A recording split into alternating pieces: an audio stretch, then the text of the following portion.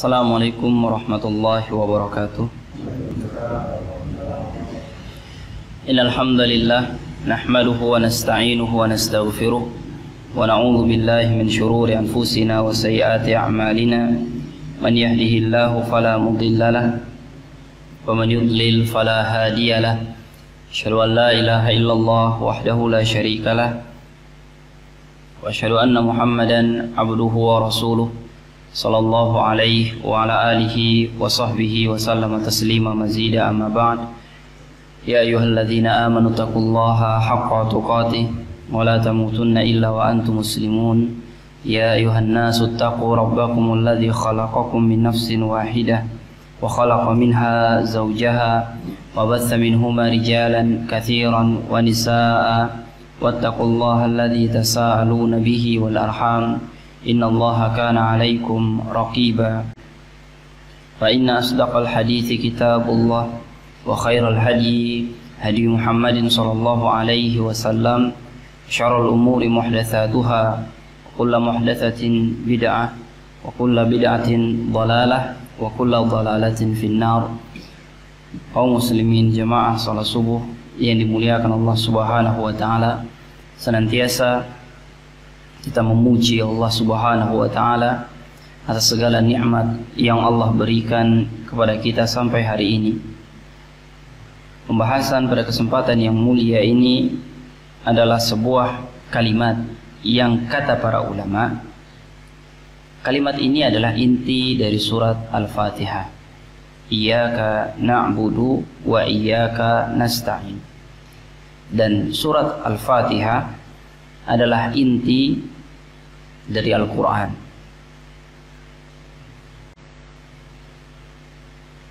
Maknanya, kata para ulama, iyyaka kepadamu, na'budu kami mengabdi, kami menyembah, kami beribadah, wa iyyaka dan kepadamu nasta'in kami memohon pertolongan. Kalimat ini memiliki makna hanya tatkala iyakanya kita ucapkan di depan. Karena asal kalimat ini adalah na'budu iyyaka, kami beribadah kepadamu, nasta'inu iyyaka, kami memohon bantuan pertolongan kepadamu. Tatkala kata para ulama tafsir mengajarkan kepada setiap insan bahwa Allah Subhanahu wa taala tidak mengizinkan hanya di tempat A saya mengajar, hanya di tempat B saya bekerja, nggak ada yang lain. Dan apabila diketahui mengajar di tempat yang lain, maka dihukumi keluar dari tempat mengajar itu. Begitu yang Allah Subhanahu wa taala inginkan. Hanya kepada Allah hamba-hamba itu beribadah. Begitu diketahui hamba itu beribadah mengabdi kepada yang lain, maka Allah menghukuminya sebagai hamba yang kafir kepada Allah Subhanahu wa taala. Begitu pula dengan minta tolong. Allah Subhanahu wa taala hanya mau dan mengizinkan hamba minta tolong kepada Allah Subhanahu wa taala, tidak kepada yang lain. Maka Rasulullah sallallahu alaihi wasallam juga menyatakan kepada seorang anak, idza sta'anta fasta'in billah. Kalau kamu mau minta tolonglah kepada Allah Subhanahu wa taala. Akan ada pertanyaan, bagaimana keseharian kita minta tolong kepada sesama? Minta tolong yang dimaksud oleh Allah Subhanahu wa taala adalah secara umum. Kita minta tolong dalam urusan dunia, dalam urusan akhirat, dalam urusan apapun, hanya kepada Allah Subhanahu wa taala. Namun ada yang dikecualikan, yang diperbolehkan.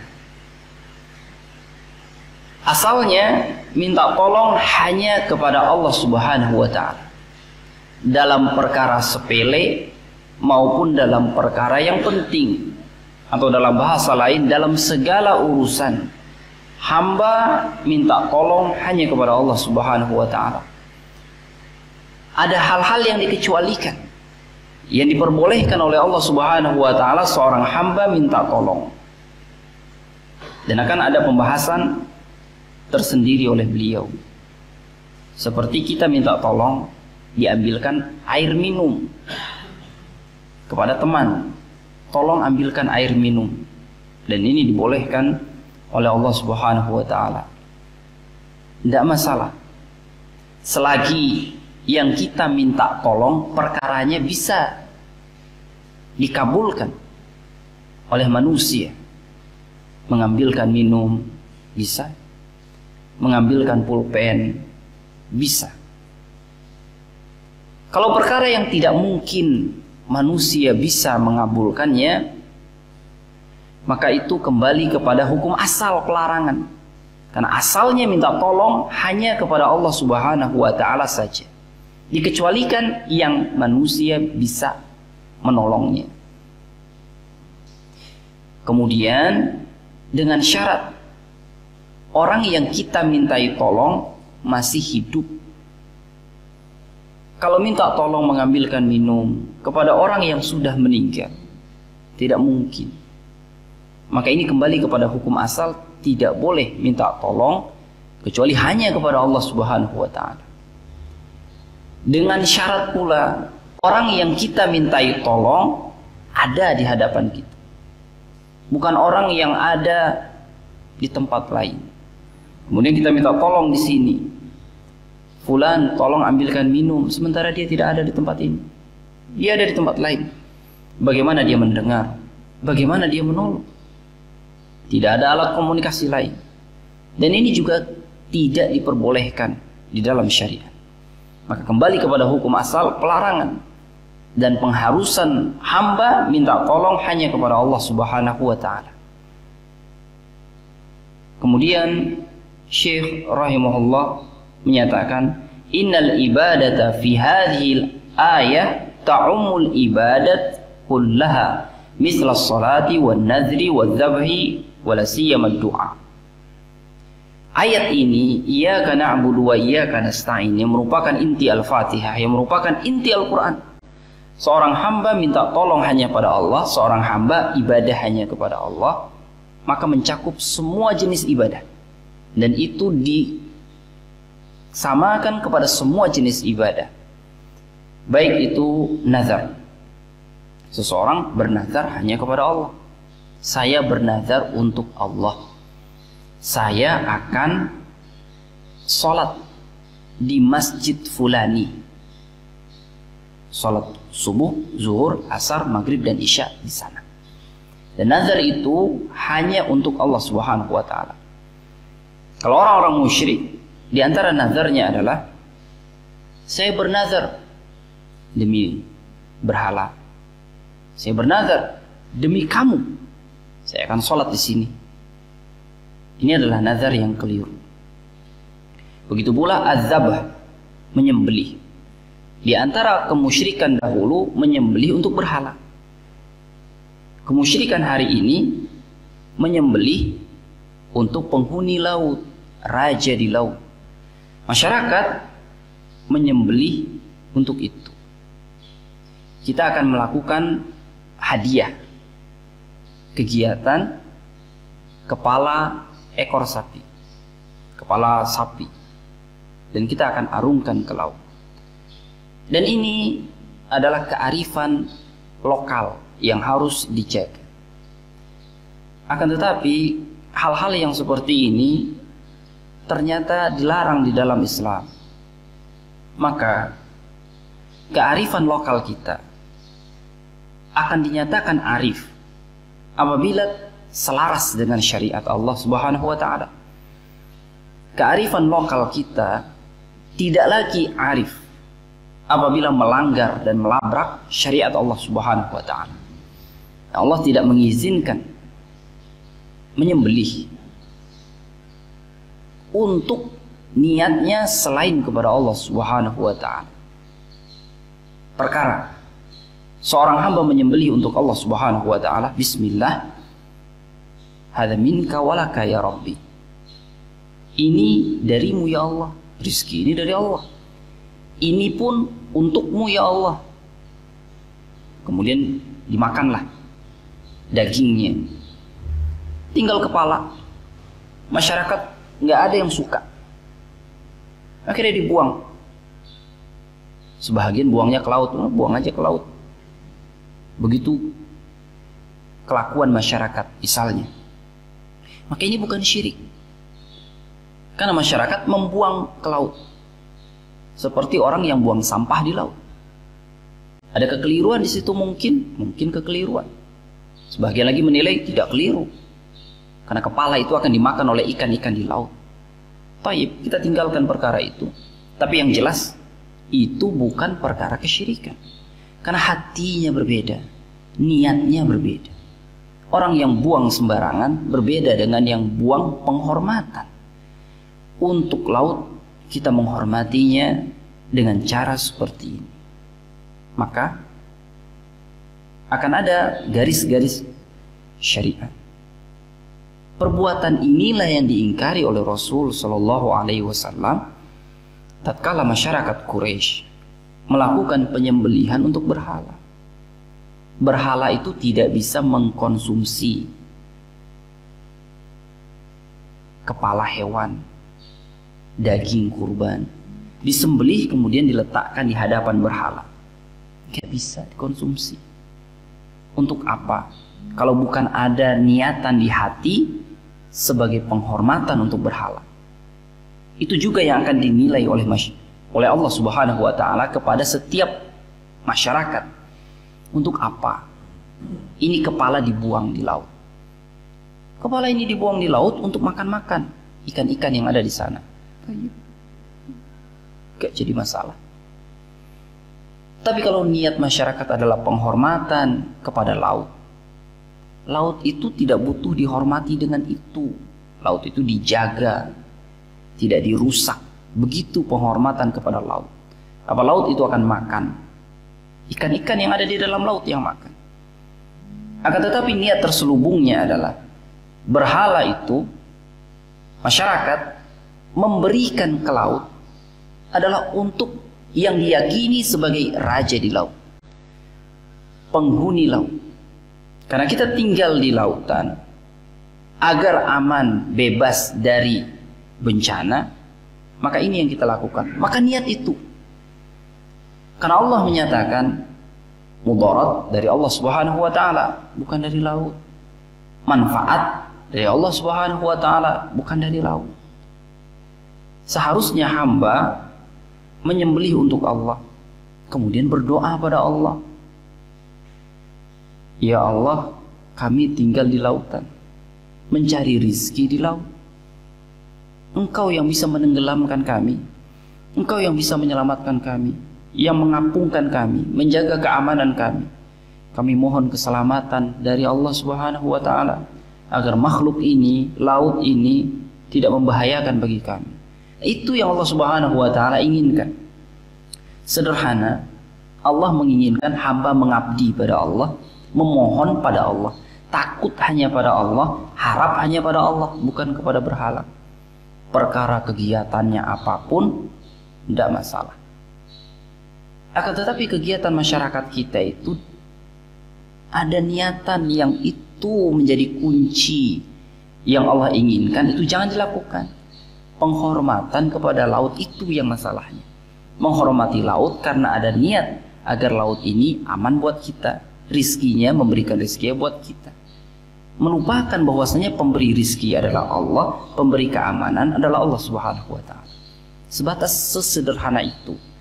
Akan tetapi sulit difahami oleh sebahagian masyarakat, atau sebahagian berusaha menutup-nutupi dengan istilah kearifan lokal kita adalah demikian.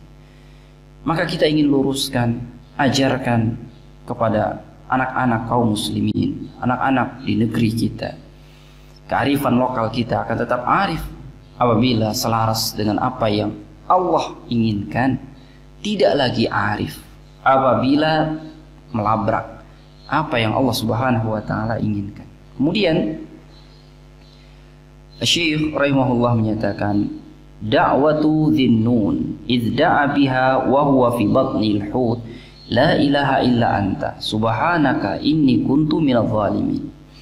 Nabi Yunus alaihi salam berdoa kepada Allah tatkala beliau diperintahkan oleh Allah Subhanahu wa taala untuk berdakwah, untuk mengajar masyarakat. Akan tetapi Allah menilai keliru Nabi Yunus tatkala pergi meninggalkan taklim sebelum Allah izinkan. Maka Nabi kita Muhammad SAW bukan tidak mau mencontohkan hijrah pertama kali, akan tetapi masih menunggu yang lain silakan hijrah duluan. Saya masih menunggu izin dari Allah Subhanahu wa taala meninggalkan Makkah. Ketika izin itu datang, barulah Nabi hijrah terakhir kali. Bukan Nabi takut mencontohkan hijrah, akan tetapi seorang Nabi tidak akan meninggalkan tugas yang Allah berikan sebelum Allah izinkan. Kekeliruan Nabi Yunus alaihissalam tatkala beliau pergi dulu sebelum mendapatkan izin dari Allah Subhanahu wa taala, itu keliru sedikit. Akan tetapi beliau tetaplah seorang nabi yang memiliki banyak keutamaan. Kekeliruan sedikit seperti itu menyebabkan hukuman dari Allah. Kaum muslimin hari ini banyak melakukan kekeliruan dan tidak sedikit. Itu layak mendapatkan banyak hukuman dari Allah Subhanahu wa taala. Pun demikian, kaum muslimin masih bertanya, apa salah saya ya Allah sampai saya diberi ujian seperti ini? Kaum muslimin lupa, kekeliruan kita banyak, kesalahan kita banyak. Mungkin kita tidak sadar apa yang kita dapat, apa yang kita rasakan. Itu bahagian dari cara Allah untuk membersihkan kekeliruan kita. Lihat bagaimana Nabi Yunus. Beliau naik ke atas kapal, kemudian harus meninggalkan kapal itu. Dan kapal itu sedang berlayar di tengah lautan. Sehingga Allah menyuruh kepada ikan untuk menangkap Nabi Yunus. Nabi Yunus berada di dalam perut ikan. Apa doanya? Kata Syekh, la ilaha illa anta. Tidak ada ilah selain engkau. Subhanaka, maha suci engkau. Inni kuntu minadh dhalimin. Sungguh aku orang zalim. Aku orang zalim ya Allah. Dan tidak ada ilah selain engkau, engkau yang maha suci. Menjadi teladan bagi kaum muslimin. Kalau kita ditimpa kesulitan seperti yang dialami oleh Nabi Yunus alaihissalam, sulit untuk menyeberang, meninggalkan negeri, melewati perahu, ada badai, dan harus terjun ke dalam lautan, dan harus ditelan oleh ikan. Di dalam kegelapan ikan, dibawa dalam kegelapan malam, dan di dalam kegelapan lautan. Gelap semuanya, lemah kondisi badan. Contoh agar kita tidak memaki-maki Allah Subhanahu wa taala. Sebahagian kaum muslimin memaki-maki Allah Subhanahu wa taala, mengucapkan kalimat-kalimat buruk, mengucapkan kalimat-kalimat tidak layak sebagai tanda kekesalan diri, tapi tidak untuk seorang nabi yang mulia. Orang hebat bisa menahan lisannya. Kalau kita belum lagi bisa menahan lisan, kehebatan kita belum. Orang hebat bisa menahan tangannya untuk tidak berbuat rusak ketika dia marah, ketika dia kesal. Kalau belum bisa menahan diri, menahan tangan untuk tidak melakukan rusak ketika marah, ketika kesal, kehebatan kita belum. Maka beliau bukan hanya menahan lisan berkata buruk, bukan hanya menahan tangan berbuat buruk, akan tetapi memujikan pujian kepada Allah Subhanahu wa taala dengan menyatakan tiada ilah selain Allah. Ada isyarat mohon pertolongan hanya pada Allah, karena tidak ada ilah selain Allah Subhanahu wa taala. dan mensucikan Allah Subhanahu wa taala, tidak menuduh Allah yang dengan tuduhan, akan tetapi maha suci Engkau ya Allah.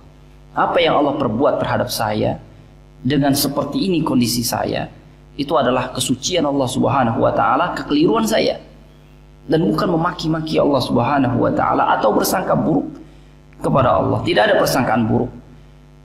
Kenapa saya tidak diberikan kebaikan? Tidak. Mungkin saya begini, mungkin saya tidak. Akan tetapi tidak ada persangkaan buruk. Semuanya persangkaan baik. Allah tiada ilah selainnya, dan kesucian yang besar milik Allah Subhanahu wa taala. Saya ini termasuk orang zalim. Tidak tahu kita akan kesalahan yang kita perbuat. Maka kalimat yang layak untuk kita ucapkan pertama kali, saya orang zalim.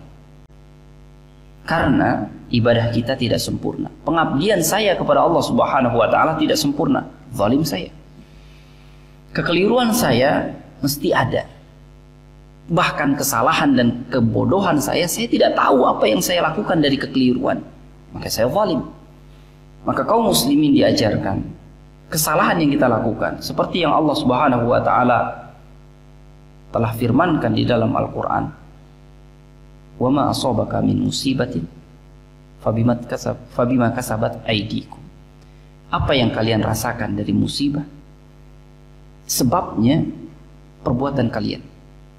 Maka apapun yang kita rasakan dari ketidaknyamanan, maka sebabnya secara umum Allah telah katakan perbuatan kalian. Kita tidak tahu, kita belum tahu, belum datang ilmu pada kita, itu sebabnya perbuatan kita. Tetap katakan ini kuntu minadh dhalimin. Pasti ada kesalahan saya.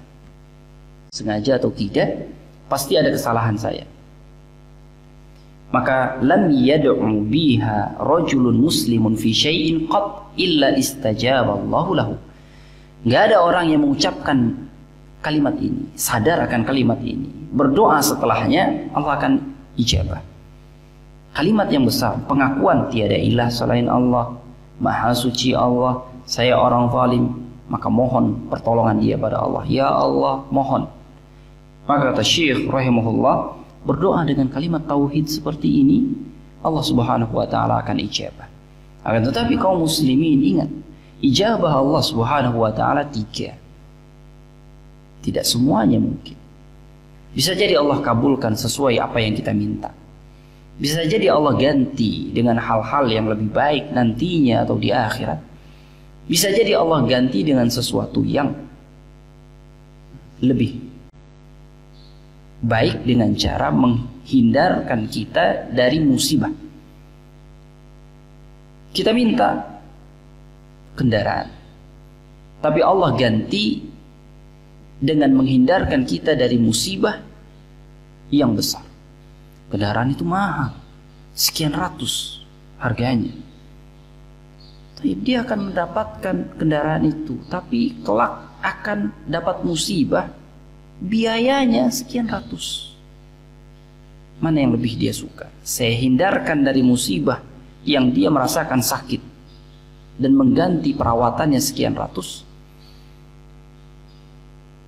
Saya berikan itu, tapi saya tidak berikan kendaraan yang dia minta. Itu cara Allah Subhanahu wa taala mengkabulkan doa. Maka tatkala kita yakin Allah akan mengkabulkan doa, maka ketahuilah bisa jadi Allah berikan, bisa jadi Allah kasih ganti, atau Allah tunda di akhirat nanti. Kemudian Syekh rahimahullah menjelaskan kalimat ista'in billahi wahda. Mohonlah pertolongan hanya kepada Allah saja. Ini penekanan. Qala Rasulullah sallallahu alaihi wasallam, "Idza sa'alta fas'alillah wa idza ista'anta fasta'in billah." Nabi telah menyatakan di dalam sebuah hadis kepada Abdullah bin Abbas yang masih kecil. Beliau sebut dengan istilah ya ghulam. Nah, kalimat ini menjadi teladan bagi setiap pendidik, orang tua, untuk mengajarkannya kepada anak. Karena Nabi mengajarkannya kepada anak tatkala beliau goncengan di atas kendaraan.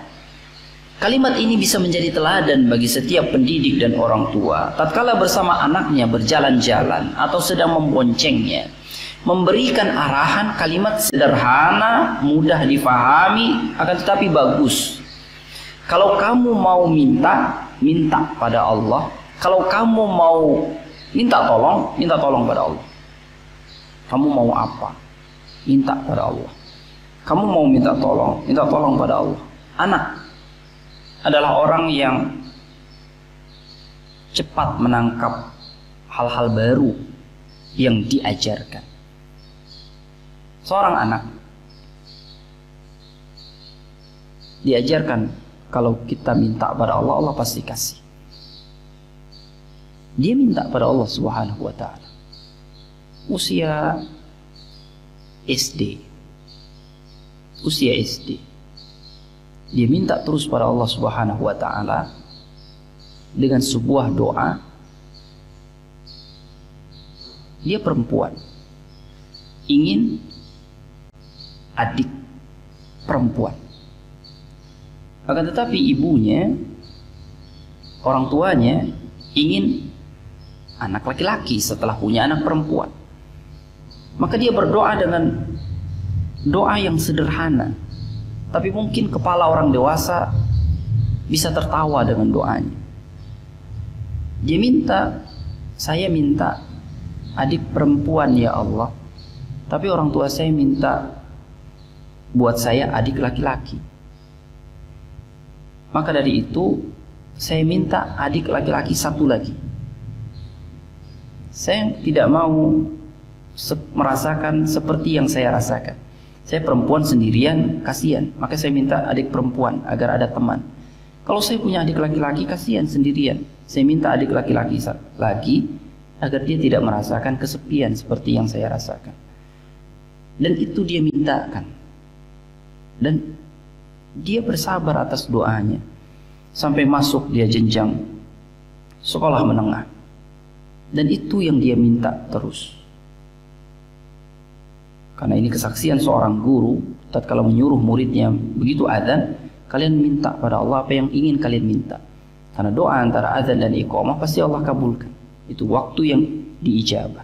Dan dia selalu berdoa dan terakhir selesai doanya. Suatu saat gurunya bertanya, kenapa mintanya terlalu lama? Dia bilang, saya punya permintaan lama tapi belum Allah kabulkan. Saya minta begitu. Dan guru ini dapat informasi dari si anak setelah dia kelas 3 sekolah menengah. Allah kabulkan ibunya melahirkan. Dan itu anak kembar 3. Seperti yang dia minta. Terkadang seorang anak, dia meminta apa yang dia fahami. Dan orang dewasa akan tertawa dengan permintaannya. Karena terlalu banyak melihat situasi dunia yang real yang tidak mungkin. Tidak mungkin Allah beri anak kembar 3, perempuan 1, laki-laki 2. Saya minta yang real saja.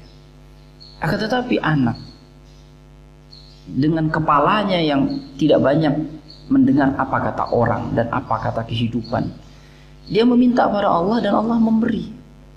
Dan dia bersabar atas apa yang dia minta. Dan Allah kabulkan. Dan dia bahagia dengan doanya. Seringkali kaum muslimin menyalahkan Allah nggak kasih saya. Ya Allah nggak kasih kamu karena kamu nggak minta. Kenapa kamu nggak minta? Karena ada konsep di kepalanya. Apa mungkin Allah kabulkan? Konsep yang seharusnya kaum muslimin tinggalkan. Kita minta kepada Allah seperti anak-anak minta pada orang tuanya. Hal-hal yang di luar nalar, tapi mereka minta. Mereka minta pada orang tuanya seakan-akan orang tua itu bisa mengkabulkan semua yang mereka inginkan. Mereka minta A, mereka minta B, mereka minta C, mereka minta D, mereka minta E. Tanpa mereka perlu tahu orang tuanya punya uang apa tidak. Mereka hanya minta. Besoknya mereka minta lagi. Tanpa ada kalimat kesal. Saya udah minta tapi nggak pernah dibeli-beliin, gimana? Anak tidak begitu. Anak akan dengan ceria mengatakan, dengan kepolosannya dan dengan apa kalimat-kalimat yang dia punya dan perasaan yang dia punya sebelum banyak gangguan dari orang-orang. Dia akan dengan wajah ceria minta lagi kepada orang tuanya. Saya minta ini, saya mau ini, saya mau ini, saya mau ini, saya mau ini. Pada orang tuanya. Dia tahu besok nggak ada lagi dan dia tidak akan kesal. Dia karena mengulang kalimatnya. Dan kita belajar dari anak yang belum punya dosa, bagaimana cara meminta kepada Allah Subhanahu wa Ta'ala, dan Allah kabulkan. Hal-hal yang dipersangkakan oleh orang dewasa itu tidak akan diberikan, tapi Allah Maha memberi. Budak Abu Jahal,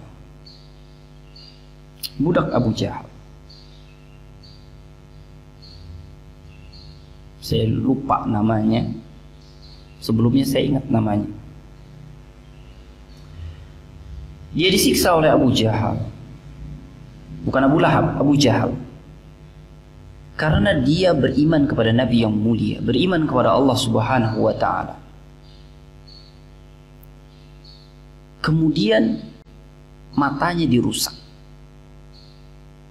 Kalau kamu tidak mau beriman kepada Hubbal, Lata, Uzza,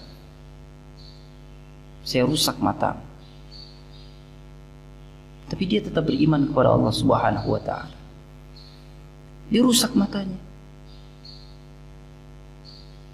Kemudian Abu Jahal mengancam, bahkan nyawamu bisa hilang kalau kamu tidak mau beriman kepada berhala-berhala kita. Kamu harus minta tolong pada berhala-berhala kita. Mungkin dia akan mengembalikan matamu. Maka budak perempuan ini berkata, Allah kalau mau, Allah bisa mengembalikan mata saya. Saya hanya minta tolong pada Allah. Yang memberikan saya mata Allah. Dan Allah kalau Allah berkehendak. Kan kita kenal dengan kalimat insya Allah. Kalau Allah mau, Allah bisa mengembalikan mata saya. Lebih baik lagi. Dan akhirnya Abu Bakar menyelamatkan dia, membeli dia, dan dia dilepaskan. Dan Allah mengembalikan matanya. Allah Subhanahu wa Ta'ala mengembalikan matanya karena keimanan dia dan keyakinan dia kepada Allah Subhanahu wa Ta'ala. Dan ini Allah berikan kepada hamba yang Allah kehendaki. Maka dia telah menyatakan, kalau Allah mau, Allah bisa. Tapi kalau Allah tidak mau, saya bersabar atas apa yang sudah saya imani. Dan ini berbeda dengan permohonan yang Nabi larang. Karena Nabi larang kita memohon, ya Allah saya mau lulus kalau engkau berkehendak. Ya Allah saya mau rizki yang luas kalau engkau berkehendak. Ini kalimat yang tidak boleh. Kita mohon kepada Allah sungguh-sungguh. Perkataan budak perempuan Abu Jahal Jariyah tadi bukan yang seperti ini yang dilarang Nabi, bukan. Akan tetapi dia ingin menekankan kepada Abu Jahal, kalau Allah mau mengembalikan mata saya, Allah bisa melakukannya. Tapi kalau Allah tidak mau, saya tetap beriman kepada Allah Subhanahu wa Ta'ala. Itu yang dia ingin kedepankan, bahwasanya Allah mampu. Kalau dia hanya berkata Allah mampu, mana buktinya Allah tidak mengembalikan matamu? Maka dia kaitkan dengan kalimat kalau Allah berkehendak, Allah bisa melakukannya. Akan tetapi kalau Allah tidak melakukannya terhadap mata saya, itu kehendak Allah Subhanahu wa Ta'ala. Maka jangan sampai kita meniru-niru dengan mengatakan kalau Allah pasti bisa mengembalikan wajah saya yang cacat karena air keras. Lalu dia berdoa dan berdoa. Dan Allah tidak berkehendak atas itu untuk dia. Lalu dia tidak beriman kepada Allah Subhanahu wa Ta'ala dan tidak yakin, mana? Tidak ada Allah, saya minta dan tidak pernah dikabulkan. Ini kekeliruan. Banyak hamba Allah Subhanahu wa Ta'ala yang meminta, akan tetapi tidak Allah kabulkan di dunia, dan Allah ganti dengan yang lain, dan Allah simpan untuknya di akhirat. Dan itu yang harus diyakini oleh kaum muslimin dalam berdoa kepada Allah Subhanahu wa Ta'ala. Beliau bawakan perkataan Imam An-Nawawi dan para ulama yang lainnya, Imam Al-Haytami, dalam menafsirkan hadis yang sudah kita bacakan. Idza talabta al-i'anata ala amrin min umuri dunya wal akhirah fasta'in billah la siyama fil umuri allati la yaqdiru 'alaiha ghairullah. Kalau kamu minta urusan dunia atau minta urusan akhirat, minta hanya kepada Allah Subhanahu wa Ta'ala. Itu makna hadis. Idza sa'alta fas'alillah wa idza ista'anta fasta'in billah. Kalau kita minta tolong pada Allah. Kalau kita mau minta apapun kepada Allah, itu asalnya. dalam perkara dunia, dalam perkara akhirat pada Allah Subhanahu wa taala. Apalagi kasyifa'il marad, minta sembuh dari sakit, layak kepada Allah. Wa talabir rizq wal hidayah, minta rizki, minta hidayah, lebih layak kepada Allah Subhanahu wa taala. Enggak ada yang punya rizki, sebahagian orang yang duduk di pengajian. Maksudnya ini sangat berlebihan. Sangat berlebihan. Semua orang nggak boleh, apalagi yang duduk di pengajian, yang mendengarkan ilmu, yang pernah belajar. Ketika sulit, dan makin sulit, muncul kalimat, teman-teman nggak perhatian pada keluarga saya. Teman-teman tidak perhatian pada keluarga saya. Itu orang punya lebih harta. Kenapa dia bagi-bagi pada orang-orang lain, sementara saya temannya tidak diperhatikan, padahal dia dekat dengan rumah saya. Akhirnya dia melakukan hal-hal yang dia tahu itu terlarang.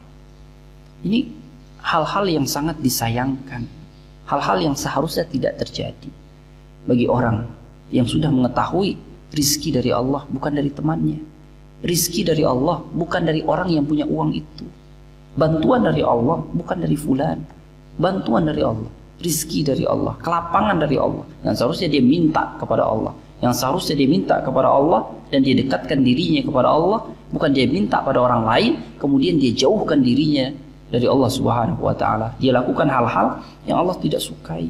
Bukan demikian. Perkara kita menilai, kenapa kamu wahai fulan tidak memperhatikan saudaramu? Kamu berikan harta pada orang lain, sementara saudaramu yang ada tinggal dekat denganmu tidak kamu perhatikan. Itu urusannya berbeda. Kita tidak minta kepada fulan, akan tetapi kita menasihati fulan agar memiliki fikih di dalam bersedekah, yang mana fikih itu akan mendatangkan manfaat lebih besar, pahala lebih besar bagi kamu fulan. Kita tidak minta-minta, akan tetapi mendidiknya. Itu berbeda dengan orang yang meminta. Dia butuh hajat dan dia bukan mendidik, tapi dia meminta. Konsepnya berbeda. Mungkin kalimat-kalimat bisa sama, akan tetapi tujuan dan niat yang berbeda. Tujuan niat meminta kepada hamba itu menodai keimanan kepada Allah, menodai kesempurnaan tauhid kepada Allah.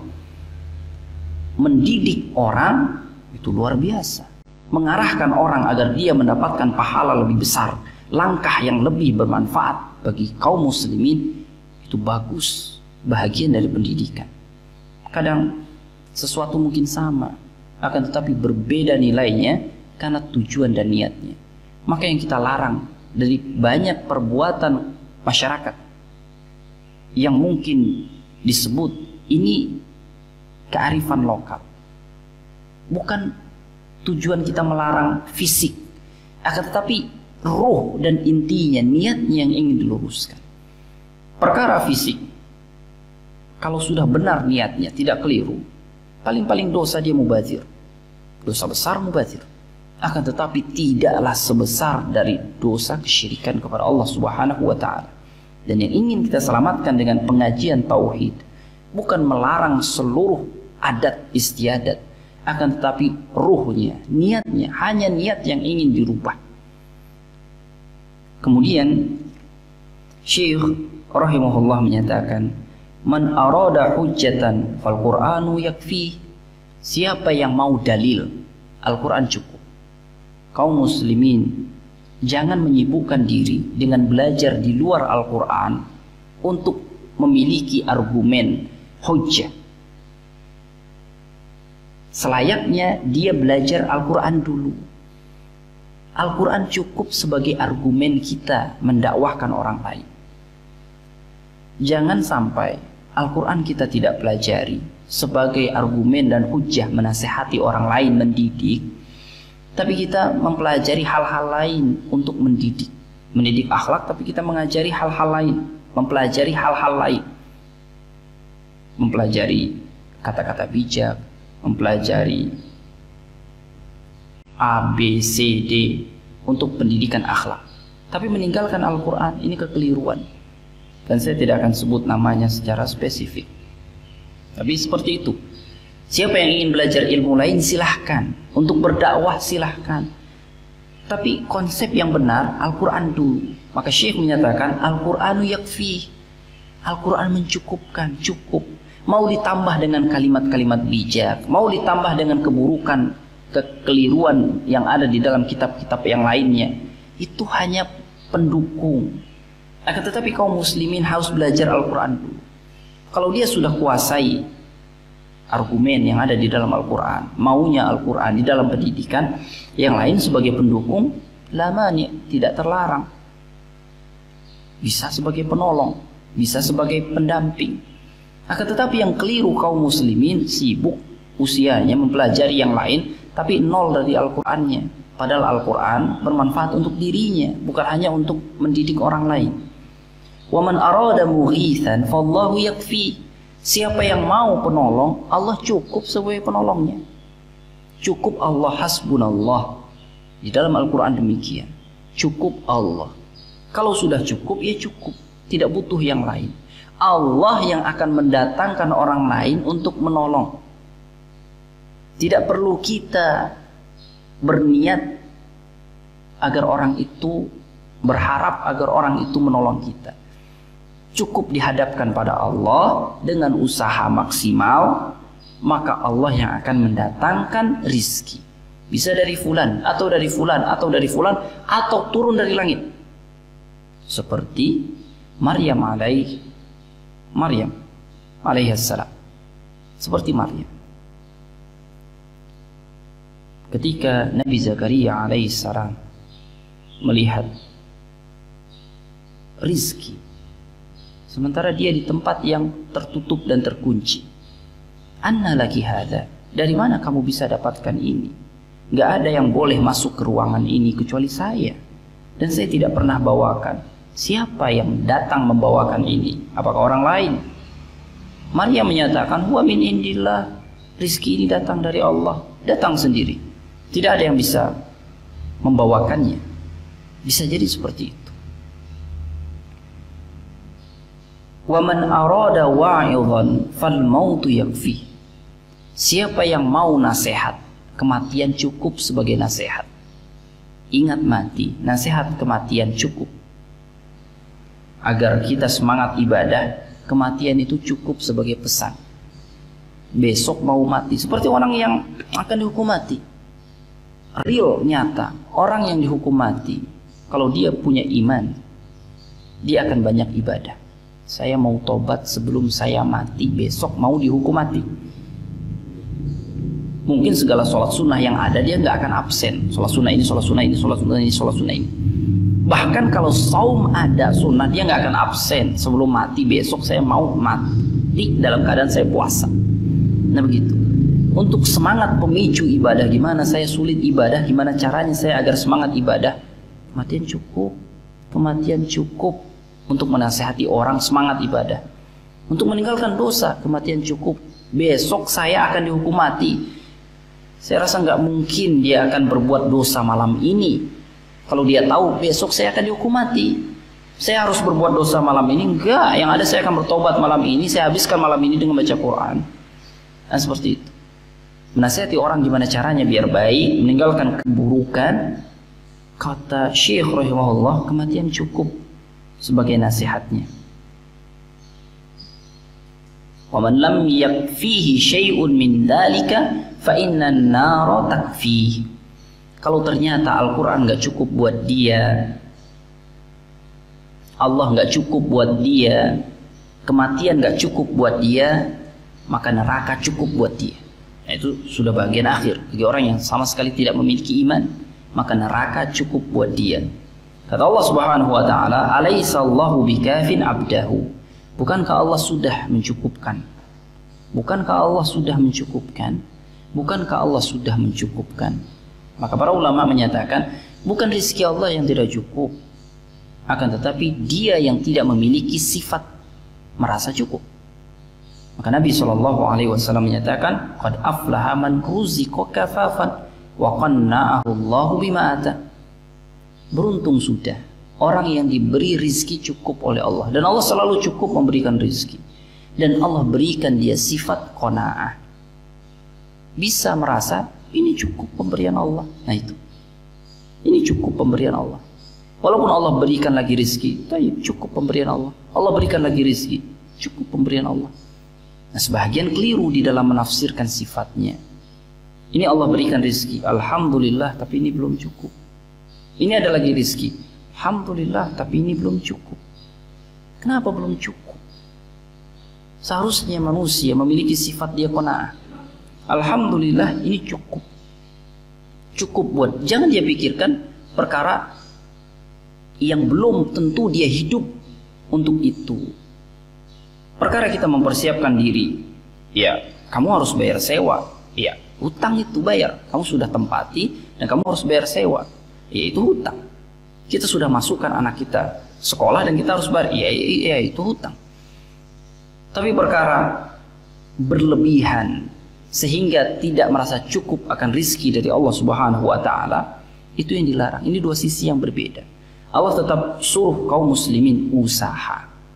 Hutang harus tetap dibayar. Tapi kaum muslimin tetap diminta untuk bersikap qanaah terhadap rizki Allah Subhanahu wa Ta'ala. Ini cukup. Karena bisa jadi esok dia tidak lagi hidup. Baik, untuk sewa bulan ini ada. Buat bulan besok gimana? Bulan besok belum tentu hidup. Allah Subhanahu wa Ta'ala minta agar kita berpikir untuk hari ini. Hari ini fikirkan agar kaum muslimin gak berbuat dosa. Taat pada Allah Subhanahu wa Ta'ala. Gunakan yang Allah berikan rizki dengan baik. Sehingga kita bisa memiliki sifat ini cukup dari Allah Subhanahu wa Ta'ala. Kalau hidup besok pasti rizkinya ada. Karena Nabi SAW sudah jelaskan demikian. Innal mar'a la yamutu hatta tastawfi rizquhu. Seseorang tidak akan mati sampai rizkinya cukup. Kalau dia masih hidup, pasti ada rizkinya. Kalau dia meninggal, ya karena memang sudah tidak ada rizkinya. Akan tetapi kaum muslimin tetap diminta yang namanya berupaya. Karena Umar bin Khattab menyatakan kepada anak muda yang terus-menerus ada di masjid, pagi, siang, malam tidak keluar-luar, Umar menyatakan, ar-rizqu la yanzil minas sama. Rizki enggak turun dari langit dan kamu harus bekerja. Konsep yang sebagian kaum muslimin memahami hanya sesisi, sebagian memahami sesisi, sehingga menimbulkan kekeliruan. Harus difahami semua sisinya. Kita berusaha, rizki dari Allah cukup. Demikian. Kemudian beliau menyatakan, yaqulu Syekh Abdul Qadir Al-Jilani fi Fathi Rabbani, salullah wa la tas'alu ghairahu. Minta pada Allah, jangan minta yang lain. Ista'inu billah wa la tasta'inu bi ghairihi. Minta tolong pada Allah, jangan minta tolong kepada yang lain. Waihaka bi ayyi wajhin talqahu qadan. Celaka kalau kamu minta pada yang lain. Kamu gimana caranya menghadap Allah? Memalukan. Wa anta tunazi'uhu fid dunya. Kamu minta pada yang lain itu sama dengan memusuhi Allah di dunia. Mu'ridun anhu, kamu berpaling dari Allah Subhanahu wa Ta'ala. Muqbilun ala khalqihi, kamu malah menghadapkan wajah kamu kepada makhluk. Musyrikun bihi, kamu mensekutukan Allah dengan makhluk. Tunzilu hawaijaka bihim, kamu serahkan kebutuhanmu kepada makhluk. Itu yang membuat kita celaka. Wa tattakilu bil mahammati alaihim, kamu tawakalkan, sandarkan kebutuhanmu yang penting kepada makhluk. Ini kekeliruan. Irfa'u al-wasa'ita bainakum wa bainallah. Hilangkan itu penghalang antara dirimu dengan Allah, praduga antara diri kita dengan Allah, sehingga kita butuh tapi nggak minta pada Allah Subhanahu wa Ta'ala.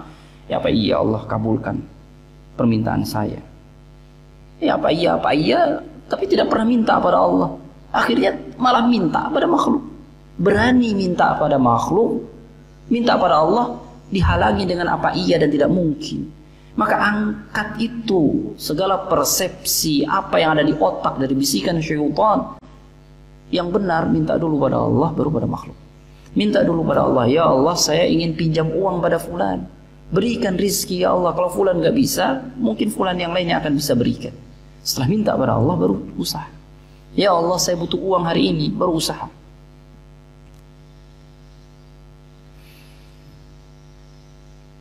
Kemudian beliau menyatakan fa inna wuqufakum ma'aha hawas.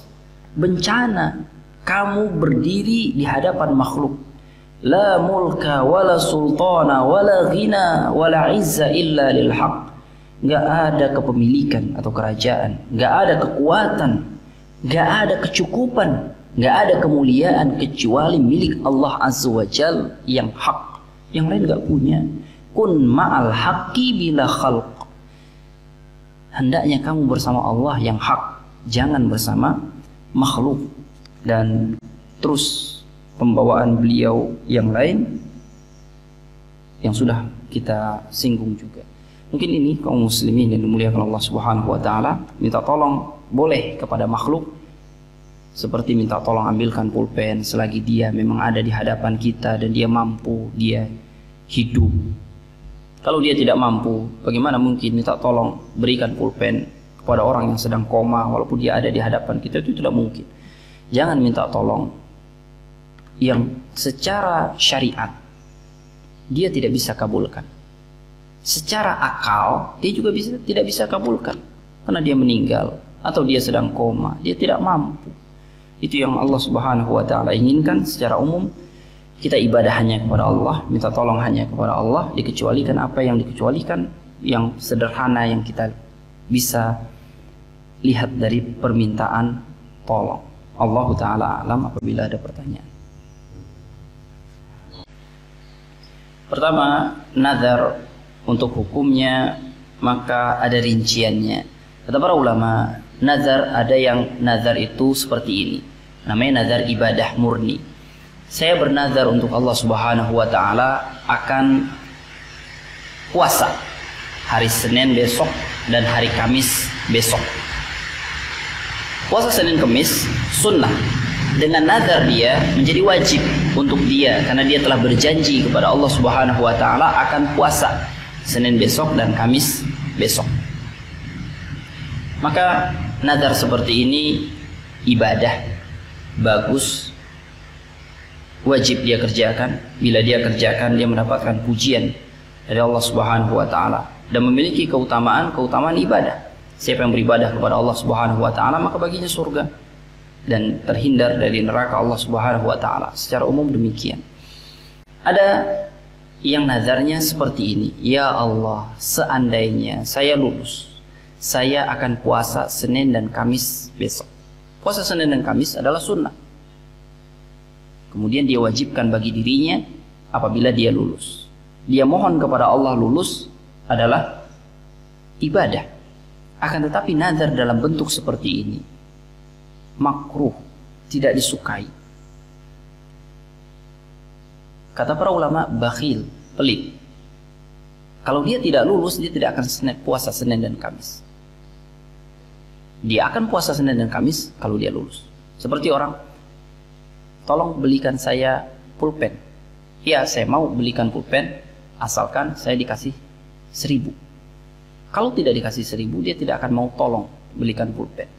Ini bisa dinilai orang pamrih.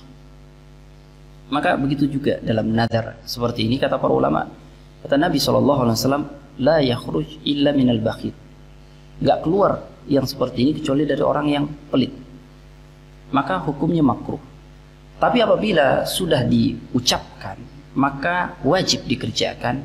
Dan apabila dia mengerjakannya, dia mendapatkan pahala dari Allah Subhanahu wa ta'ala. Maka baginya surga Allah dan terhindar dari neraka Allah Subhanahu wa ta'ala juga. Tapi mengawali berbuat nazar permintaan itu tidak disukai. Yang disukai adalah nazar yang model pertama. Saya bernazar kepada Allah akan sholat di masjid ini subuh, zuhur, asar, maghrib, dan isya. Maka dia sholat di masjid ini. Nah, seperti itu ibadah. Kemudian doa. Nabi Yunus alaihissalam berdoa kepada Allah hanya dengan kalimat la ilaha illa anta subhanaka inni kuntu minadh dhalimin, apakah cukup? Maka jawabannya adalah cukup bagi seorang hamba memohon ampun kepada Allah Subhanahu wa taala atas kesalahannya, dan dia memiliki harapan di hatinya, mungkin dia tidak utarakan, karena seseorang tatkala lemah dan dia memohon ampun kepada Allah, maka harapannya adalah kekuatan, hilang kelemahannya. Seseorang tatkala terkurung, sempit, maka harapannya adalah kebebasan. Seseorang yang sedang dalam bahaya, maka harapannya adalah keselamatan. Dan dia tidak ungkapkan itu kepada Allah Subhanahu wa taala, akan tetapi Allah mengetahui apa yang ada di hatinya, dan dia pujikan pujian kepada Allah, dan dia mohonkan ampunan kepada Allah Subhanahu wa taala, maka itu bisa mencukupinya. Sebagaimana yang disebutkan di dalam riwayat, seseorang yang sama sekali dia tidak berdoa kepada Allah Subhanahu wa taala, tapi dia memiliki harapan, dan Allah mengkabulkan harapannya, dan Allah mengetahui hatinya. Kenapa dia tidak berdoa kepada Allah Subhanahu wa taala? Dalam artian berdoa seperti yang biasa kita lakukan, karena di dalam sholat ada doa, di dalam doa-doa masuk kamar mandi ada doa, di dalam doa-doa yang zikir yang lain ada doa. Tapi permintaan seperti dia butuh kendaraan, dia butuh rumah, dia butuh ini, dia tidak panjatkan kepada Allah Subhanahu wa taala dengan alasan saya malu kepada Allah Subhanahu wa taala meminta. Tapi saya punya harapan, dan dia melakukan amal ibadah kepada Allah dan Allah berikan. Dan ini sisi yang lain. Ini sisi yang lain. Karena sisi yang lainnya lagi, Allah marah, kata Nabi yang mulia alaihi salatu wassalam, man lam yas'alillah yaghdab alaihi. Siapa yang tidak pernah minta, tidak mau minta kepada Allah, Allah murka kepadanya. Tapi kenapa kepada fulan ini Allah tidak murka? Karena Allah mengetahui niat. Seorang yang tidak pernah minta pada Allah, tidak doa pada Allah, karena niatnya saya nggak butuh ya pada Allah Subhanahu wa taala, minta-minta saya nggak butuh, maka Allah murka pada dirinya. Tapi orang ini bukan saya tidak butuh, dia punya harapan, dan Allah mengetahui kalimat hati seseorang, walaupun dia tidak ucapkan, dan dia melakukan amal ibadah, amal soleh, karena dia malu kepada Allah Subhanahu wa taala meminta. Seperti Nabi Ayub, kenapa dia tidak minta? Beliau tidak minta kepada Allah segera sembuh. Dia katakan rizki Allah Subhanahu wa taala luas selama ini, dan baru diuji dengan sakit tahunan ini, malu rasanya saya meminta. Akan tetapi Allah Subhanahu wa taala tetap memberikan kesembuhan dan memberikan jalan-jalan kesembuhan kepada Nabi Ayub, dan menyebutkan Ayub bukan orang yang sombong, tidak mau meminta kepada Allah sekian tahun. Akan tetapi Allah tahu apa yang ada di hati seseorang, malu dia meminta kepada Allah, karena begitu banyak rizki Allah puluhan tahun, baru tahunan ini saya sakit, saya sudah merengek dan minta. Itu sisi yang lain. Dan sisi yang lain juga, seorang hamba minta pada Allah, baru 1 jam sakit dia sudah minta kepada Allah, sisi yang lain, karena dia tidak menginginkan sakit. Itu sisi-sisi yang berbeda, karena yang dihukumi dan dinilai oleh Allah adalah innallaha yanzuru ila qalbi, Allah melihat kepada hati, ila qulubikum wa a'malikum, kata Nabi, melihat kepada hati kalian dan amal kalian. Jadi kembali kepada hati dan amal. Perkara apakah Nabi Yunus meminta doa yang lain setelah ini namun tidak disebutkan di dalam Al-Quran dan hadis? Bisa jadi, bisa jadi, dan tidak dipastikan. Apakah kita pastikan hanya ini doa Nabi Yunus, tidak ada yang lain? Tidak bisa dipastikan. Allah memberikan kalimat ini yang bermanfaat buat manusia, maka kalimat ini kita ambil. Maka Syekh rahimahullah mengisyaratkan, siapa yang meminta dengan kalimat ini, ada isyarat bahwasanya dia meminta, tapi sebelumnya dia membaca kalimat ini, maka Allah Subhanahu wa taala pasti kabulkan permintaannya. Allahu taala a'lam bis-shawab.